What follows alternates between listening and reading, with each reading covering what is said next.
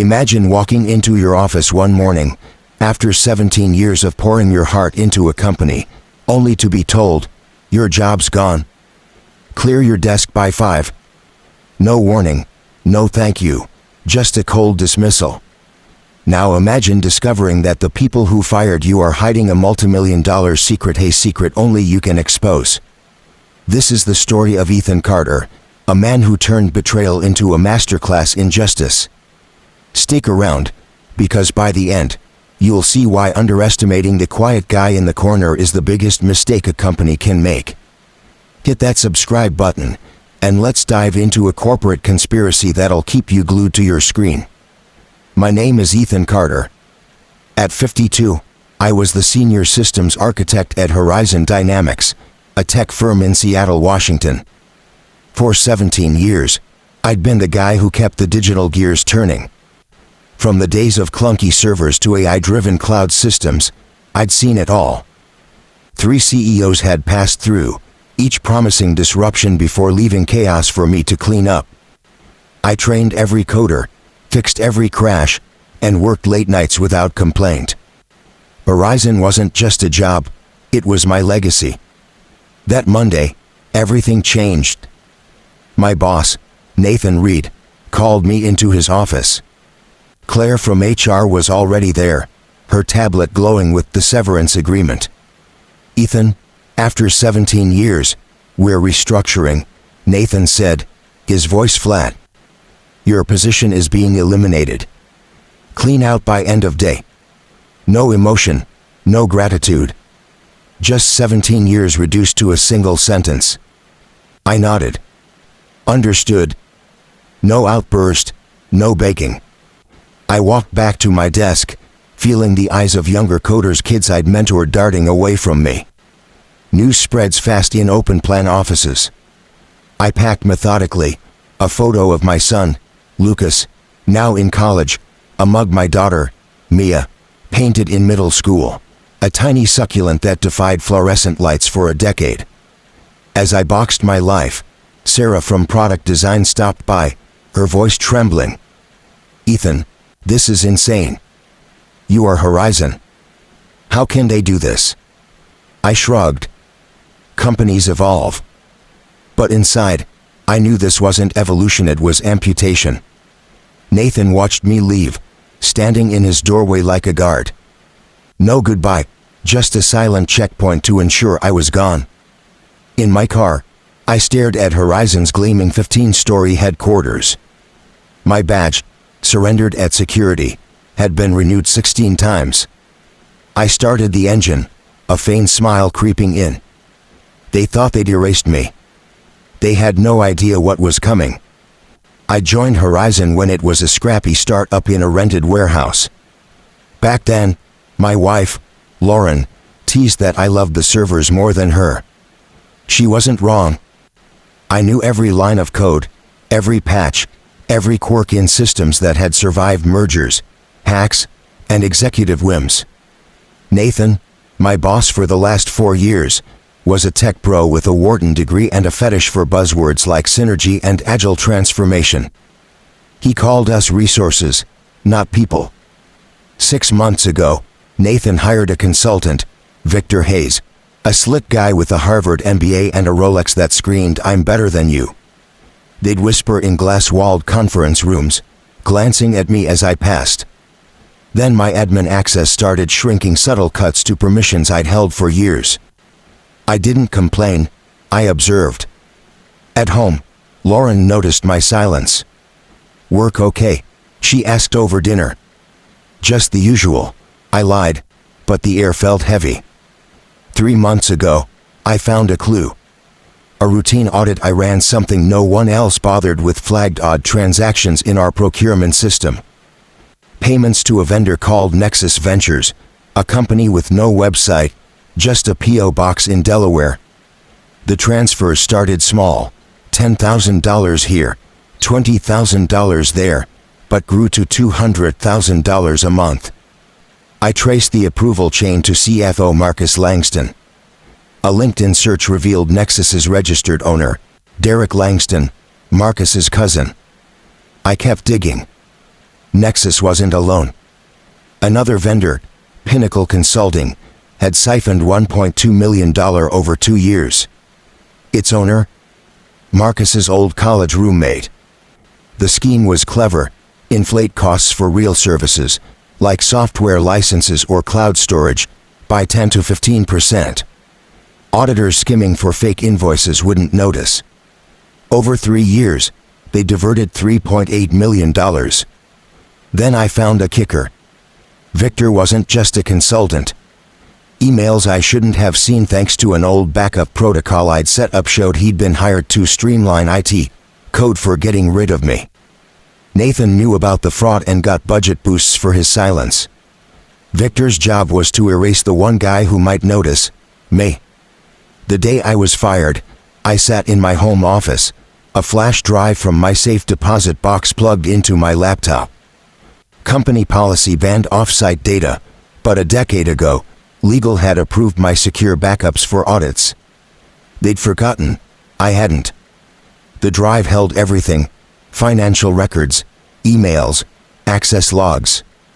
I cross-referenced dates and found Marcus had escalated his approvals right when Nexus payments began. Nathan had signed off on Victor's contract, bypassing procurement rules. I leaned back, a cold resolve settling in. For 17 years, I'd been the fixer, the invisible hand keeping Horizon alive. They'd thrown me out, thinking I'd fade away. They didn't know I'd built the system and its secrets were mine. Tuesday morning, I crafted my first move. Using an old test email account that mimicked Horizon's domain, I sent Nathan a vague message: irregularities in Nexus Ventures payments. Suggest urgent review. No specifics, just enough to rattle him. By 10 a.m., my phone lit up with Nathan's number. I let it go to voicemail. "Ethan, call me. Now," he barked. I smiled and sipped my coffee.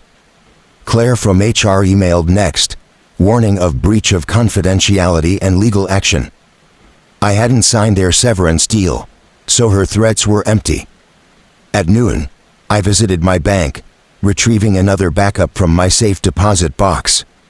It held access logs showing Marcus's unusual permissions and Victor's attempts to scrub my audit trail's sloppy work. By afternoon, my former mentee, Alex, texted, "Nathan's freaking out. Victor's in your old office. They're saying you are making stuff up. What's happening?"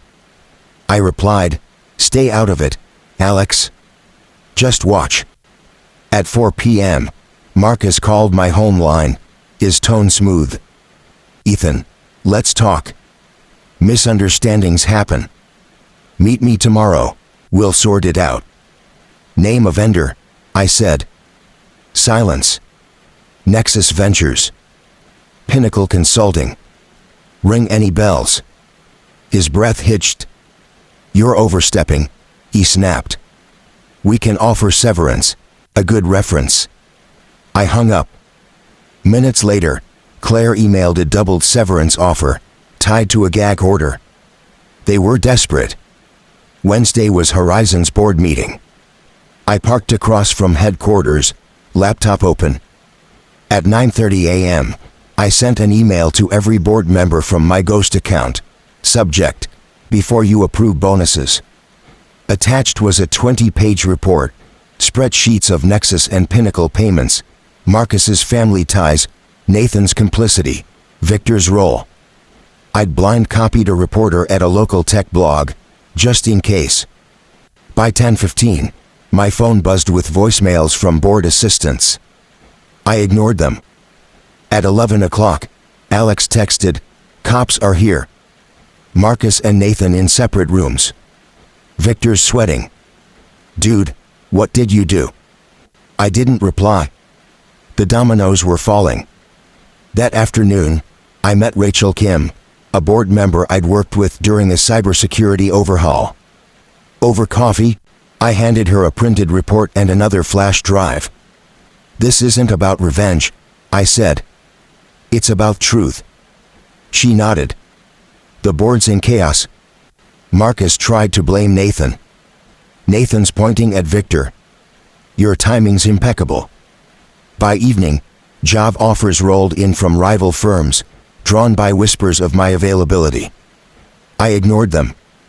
This wasn't about a paycheck, it was about dismantling a machine that chewed up loyalty.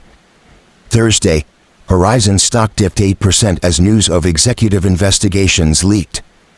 Marcus confessed, trying to pin it on Nathan. Nathan lawyered up, denying everything. Victor vanished, rumored to be in Singapore. The board suspended all three, and forensic accountants traced $4.1 million in losses. At 9 a.m., Horizon's general counsel, Diane Patel, called. "Ethan, we need you in the office. The board wants to discuss your report." "I've said everything," I replied. "It's all backed up. SEC, IRS, and media get copies if anything happens to me." She paused. "The board's offering a new role, Chief Security Officer, reporting to us. Full authority." I met them Friday in the boardroom. 10 faces, some nervous, some impressed. Rachel spoke first. "Ethan, you exposed a $4.1 million fraud. We want you back, with power to prevent this again." I slid a folder across the table. "My terms: full audit rights, tech budget veto, no interference." The interim CEO, Karen Wells, hesitated. "This is unprecedented." "So was stealing $4.10 million, I said. "You have until noon." At 11:55, they agreed. 6 months later, I sat in my new office, the Seattle skyline stretching before me. Marcus pleaded guilty, facing 7 years. Nathan's trial was pending. Victor was extradited. Horizon recovered most of the money, and my team, now led by Alex, thrived under new protocols I'd built. Lauren and I walked to lunch one day, passing coders who nodded with respect. "Happy?" she asked. I thought about it. The fire of betrayal had cooled, replaced by purpose. "I'm whole," I said. My phone pinged. "Rachel?" confirming my budget increase. I smiled. Some bridges burn. Others, rebuild right, stand stronger than ever. Ethan Carter's story isn't just about revenge, it's about resilience, about seeing what others miss, about turning betrayal into strength. What did you take from this? Have you ever been underestimated, only to prove everyone wrong? Drop a comment below, share your story, and let's talk about the quiet heroes who changed the game. If this kept you hooked, smash that like button, subscribe, and ring the bell for more epic tales. Until next time, stay sharp, and never let anyone dim your light.